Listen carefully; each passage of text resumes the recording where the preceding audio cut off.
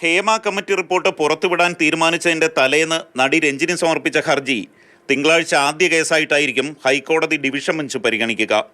ഹർജി നിലനിൽക്കുമോ എന്ന കാര്യമാണ് കോടതി ആദ്യം പരിശോധിക്കുക. നേരത്തെ റിപ്പോർട്ട് പ്രസിദ്ധീകരിക്കുന്നതിനെതിരെ നിർമ്മാതാവ് സജിമോൻ പാറയിൽ സമർപ്പിച്ച ഹർജി കോടതി തള്ളിയിരുന്നു. റിപ്പോർട്ട് പ്രസിദ്ധീകരിക്കുന്നതിന് തടസ്സമില്ലെന്ന വിധി 2 ആഴ്ച മുമ്പ് വന്നെങ്കിലും തീരുമാനം നടപ്പാക്കാൻ സർക്കാർ പിന്നെയും വൈകി.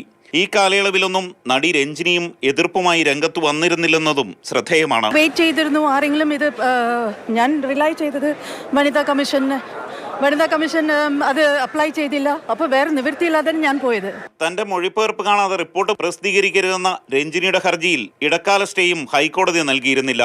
എന്നിട്ടും സർക്കാർ റിപ്പോർട്ട് ഇന്ന് പുറത്തുവിട്ടില്ല. ഹേമ കമ്മിറ്റി റിപ്പോർട്ട് വെളിച്ചം കാണാതിരിക്കാൻ ആസൂത്രിതമായ ശ്രമം നടക്കുന്നുവെന്ന സംശയം സർക്കാർ നടപടികളിലുമുണ്ട്. അല്ലെങ്കിൽ കോടതിയുടെ ഇടപെടൽ പോലും ഇല്ലാതിരിക്കെ എന്തുകൊണ്ട് ഇന്ന് സർക്കാർ റിപ്പോർട്ട് പ്രസിദ്ധീകരിച്ചില്ല എന്നുള്ളതും സംശയകരമാണ്. Mathrubhumi news, Kochi. Hema committee report പുറത്തുവിടുന്നതിൽ സർക്കാരിന് ഭയമോ?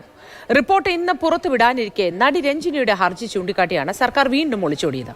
ഇതോടെ ഹേമ കമ്മിറ്റി റിപ്പോർട്ട് പുറത്തുവരുന്നതിൽ വീണ്ടും അനിശ്ചിതത്വമായി. I have faith in our government. നമ്മളുടെ CM നല്ല ഇതാണ്.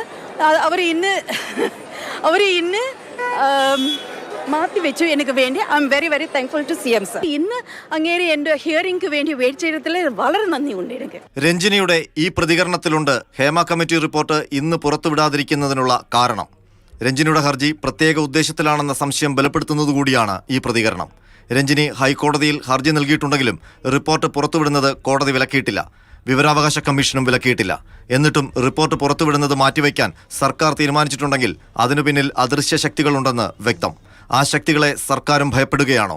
മലയാള സിനിമയിലെ വൻമരങ്ങളെ കടപുഴക്കുന്ന, തങ്കവിഗ്രഹങ്ങളെ തച്ചുടയ്ക്കുന്ന മൊഴികളും വിശദാംശങ്ങളും റിപ്പോർട്ടിലുണ്ടെന്ന് നേരത്തെ തന്നെ അടക്കം പറച്ചിലുകളുണ്ടായിരുന്നു. അത്തരം അഭ്യൂഹങ്ങളെ ബലപ്പെടുത്തുന്ന നടപടികളാണ് സർക്കാരിൻ്റെയും ചില ചലച്ചിത്ര പ്രവർത്തകരുടെയും ഭാഗത്തു നിന്ന് ഉണ്ടാകുന്നത്. സ്വകാര്യതയെ ഹനിക്കുന്ന ഭാഗങ്ങൾ ഒഴിവാക്കിയാൽ പോലും ആ റിപ്പോർട്ടിൽ സ്ഫോടനാത്മകമായ വിവരങ്ങളുണ്ടെന്ന് കരുതേണ്ടി വരും. കോടതി ഇടപെടൽ ഇല്ലാഞ്ഞിട്ടും രഞ്ജിനിയുടെ ഹർജി ചൂണ്ടിക്കാട്ടി റിപ്പോർട്ട് പുറത്തുവിടാതിരിക്കുന്നതിന് സർക്കാർ നൽകുന്ന വിശദീകരണം സാങ്കേതികമാണ്. അതിന് ഏത് ഗവൺമെന്റ് എതിർത്തു? ആരും എതിർത്തിട്ടില്ല. പുറത്തുവിടേണ്ടത് സ്റ്റേറ്റ് പബ്ലിക് ഇൻഫർമേഷൻ ഓഫീസറാണ്. സാംസ്കാരിക വകുപ്പിനോ സിനിമാ വകുപ്പിനോ ഗവൺമെന്റിനകത്ത് യാതൊരു റോളുമില്ല. റിപ്പോർട്ട് പുറത്തുവിടാത്തതിന്റെ ഉത്തരവാദിത്വം സംസ്ഥാന വിവരാവകാശ ഓഫീസറുടെ തലയിലിട്ടാണ് സർക്കാർ മുങ്ങുന്നത്. റിപ്പോർട്ട് പുറത്തുവിടാൻ ഉത്തരവിട്ടിരിക്കുന്നത് വിവരാവകാശ കമ്മീഷനാണ്. അതോടെ റിപ്പോർട്ടിന്മേൽ വിവരാവകാശ ഓഫീസറുടെ അധികാരവും ദുർബലപ്പെട്ടു. ഈ സാഹചര്യത്തിൽ മന്ത്രിയുടെ പ്രതികരണത്തിന് മറുപടി പറയാൻ വിവരാവകാശ ഓഫീസറും ബാധ്യസ്ഥമാണ്. മാതൃഭൂമി ന്യൂസ്, തിരുവനന്തപുരം.